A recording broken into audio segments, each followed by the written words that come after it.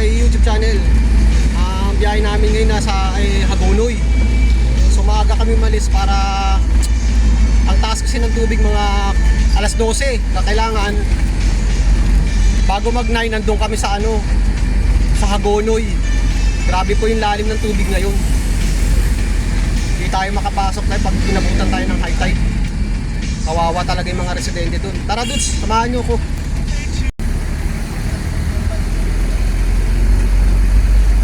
Dudes, skyway tayo. Kailangan namin makarating na maaga dun. Mahirap kasi 4.9 po yung tubig ngayon. So 1 point na lang 5 feet na yung taas ng tubig po dun. Grabe po yung high tide ngayon.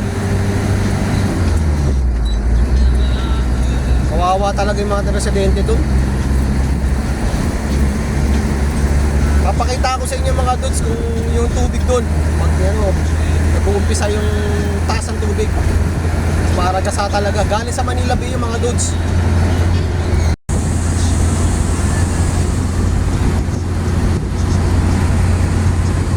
Nasa tabang na tayo mga dudes. Papasok na tayo ng Malolos.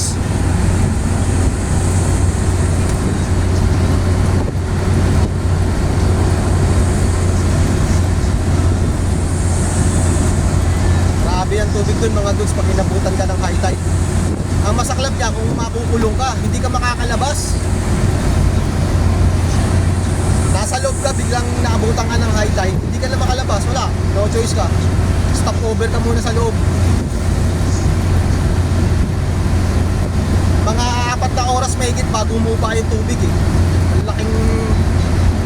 Ang laking perwisyo pag na-cover ka ng tubig na inabutan ng high tide.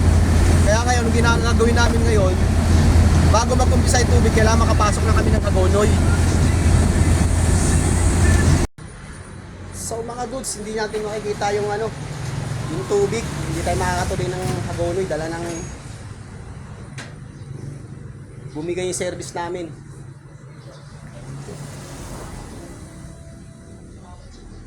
Nasiraan kami sa gitna. Buti hindi sa NLEX. Nako po. Dito lang banda sa Pambong. Buti na lang yung lugar ng pinagsiraan na malapit sa Talyer. Dito lang naman kami banda doon lang kami nasiraan eh. So nagpatulong na lang kaming magtulak. Dala ng mabigat tong sakyan loaded pa kami. Buti na lang kalahin mo nga naman. Metalyer pala rito. Hindi ko lang alam kung anong oras wala. Sira yung araw natin mga dudes.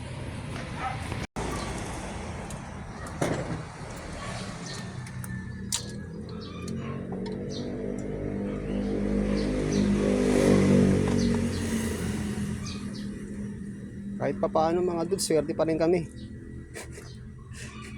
Buti na lang may malapit na talyer. Sa mga NLEX to, nako po. Tatak.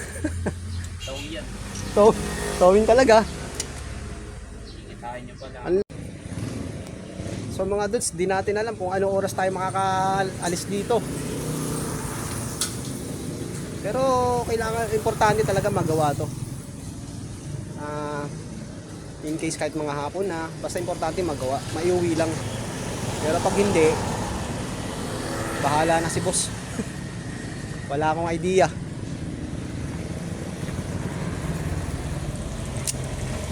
Kahit pa paano, swerte pa rin kami mga dudes. Hindi pa rin tayo pinapabayaan. So mga dudes, daming sira ng makina. So nakapag-decide si boss, itotowing na lang namin kasi mahirap dito. Mahirap pag abuti ng halos isang buwan bababa yung makina. Kaya nakapag-decide sila na itotowing na lang. Ang nagtotow sa amin nakataga Plaridel. So inaantay namin ngayon yung towing. Hihilahin na lang to. So dadalhin niya sa Maynila. Doon, may sarili namang talyer to eh. So mga dudes, ito na yung towing.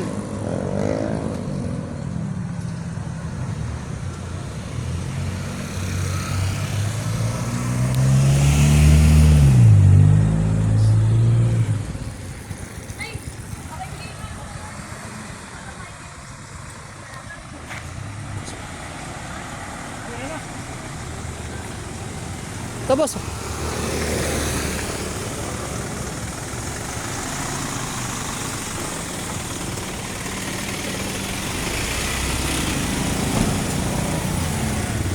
Towing na boss. Mga dudes, ito towing na mga dudes. Ito na yung tow. Iaatras lang. Ihilahin na po yung service natin.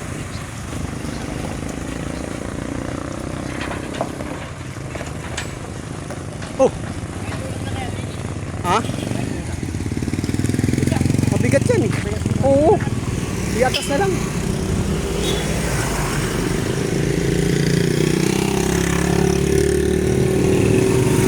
Hirap kami mila kanina yan. Nandito doon na kami nasiraan eh.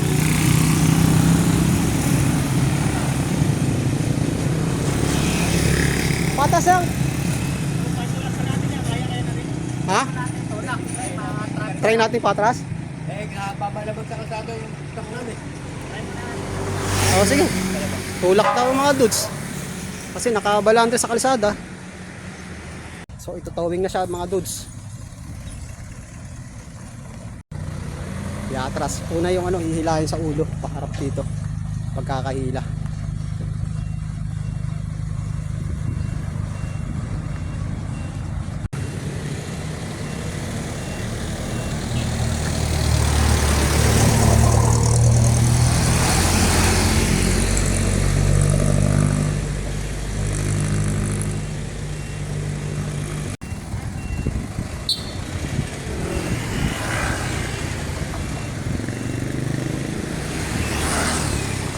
Kaya mga dudes, totowing na.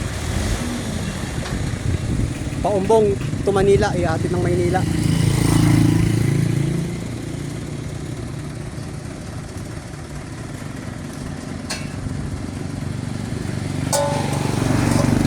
Hilahin nyo lang yan. Bababa itong sa likuran.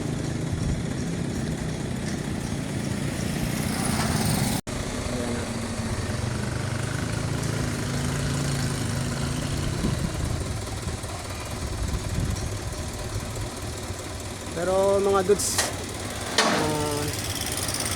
pag talaga yung trouble, hindi mo masabi. Pero okay na rin kahit paano, safety pa rin tayo. Hindi tayo pinabayaan ng taas. Hindi tayo pinabayaan. Ayan, kakawit nila yan. Ano namang yan eh. May hook. Kakawit na. May hinahanap kung saan pwede isabit. Na-experience na rin namin dati to sa Malolos naman mga dudes. Patalikod naman nilang kinanayon. Ayan na dudes. Mga dudes, hinihira na.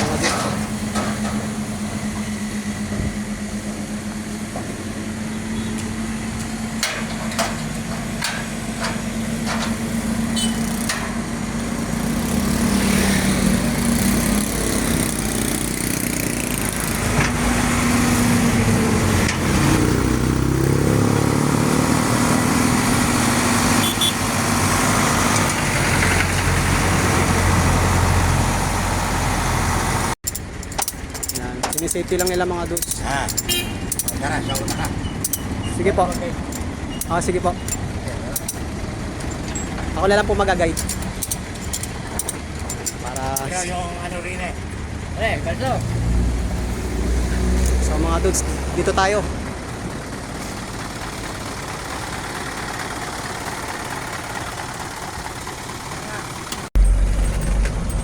tayo mga goods. Ibang driver siguro. Yung dalawa. Tsaka yung medyo payat yung isa eh. Sa biyahe siya. Saan mataba? Saan payat? Yun. Tama. Sila nga po yun. Putik. Dudes, dito na tayo sa garahe. Ihatid na. Binaba namin may pa mga stock. So itong gagamitin namin bukas. So mga dudes, hanggang dito na lang. Bye-bye.